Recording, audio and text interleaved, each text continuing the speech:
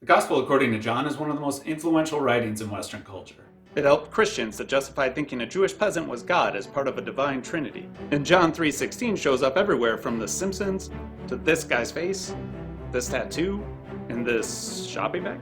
And let's be fair, you probably have no idea what it says. Well, if you're curious but just don't want to be preached at, you're in the right place. Welcome to the Doubter's Commentary on the Gospel of John. So yeah, we're going to cover 5 English words today. The Gospel according to John. It's even shorter in the original Greek, with just 3 words or sometimes just 2. I swear we won't always go so slow, but this title already brings up 2 important questions. What's a gospel? And who's John? So what's a gospel? Contrary to popular belief, it's not the genre or the type of writing that John is. The Gospel of John, just like the other 3 Gospels in Christian Bibles, is a biography. That's its genre. The Gospel isn't even a fancy word for biography of Jesus. There are all sorts of ancient texts with the title of Gospel that didn't make it into the Bible, and they're not all biographies.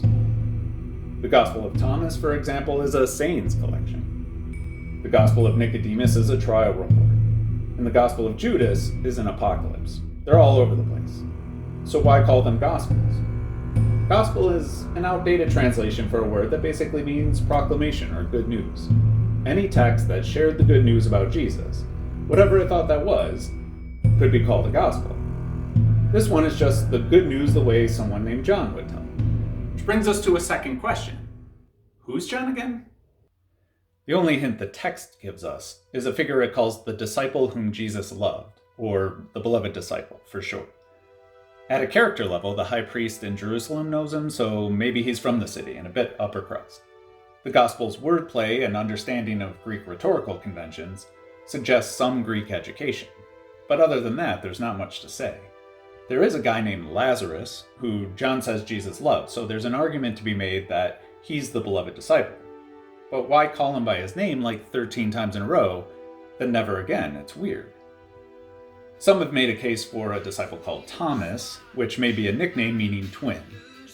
But other texts say his name is Jude, so neither of these guys tell us where the name John comes from. So which John do Christians think wrote this thing? The answer most would give you is John, the son of Zebedee, one of the 12 apostles. The 12 apostles were sort of Jesus' inner circle, so it would make sense if one of them wrote a life of his teacher. Plus, assuming an apostle wrote the gospel helped get it into the Bible. Still, this John raises some problems. The other gospels say he's a fisher from Galilee, not a well-connected, educated kid from Jerusalem. He's also famous, which is kind of a problem.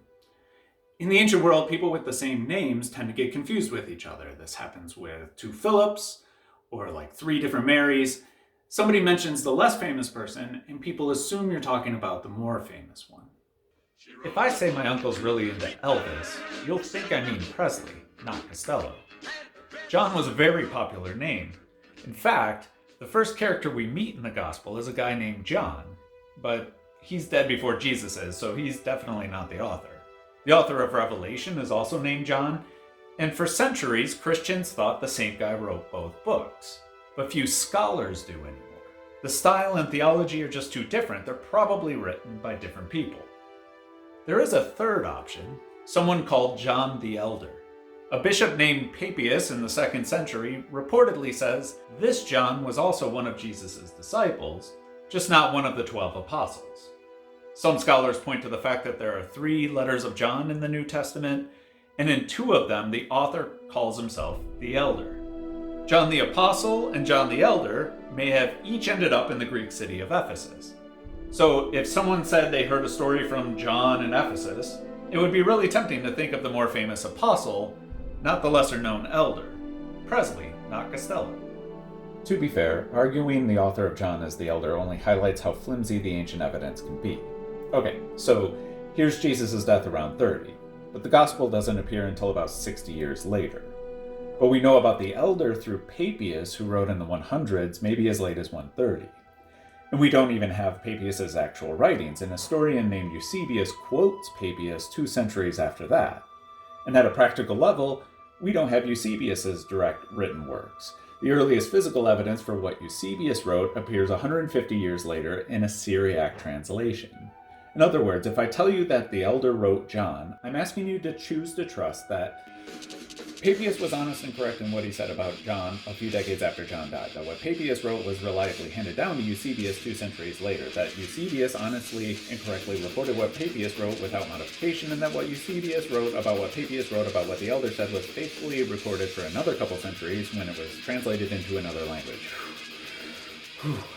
That sounds like a lot. Sometimes you go for the least bad option. I tend to think the elder wrote John, but there's still a small chance the apostle did. And frankly, a fair chance that some random dude wrote it, maybe even making up the beloved disciple as a character, and people just liked what he wrote. At any rate, going forward, I will refer to the author as John, as long as you agree that I don't really know who that is. Please join me next week when we look at the Gospel's prologue, where we learn that John was really into 90s slang. Hey, word, Nick! Word! Word, Riggs. Word, Roger.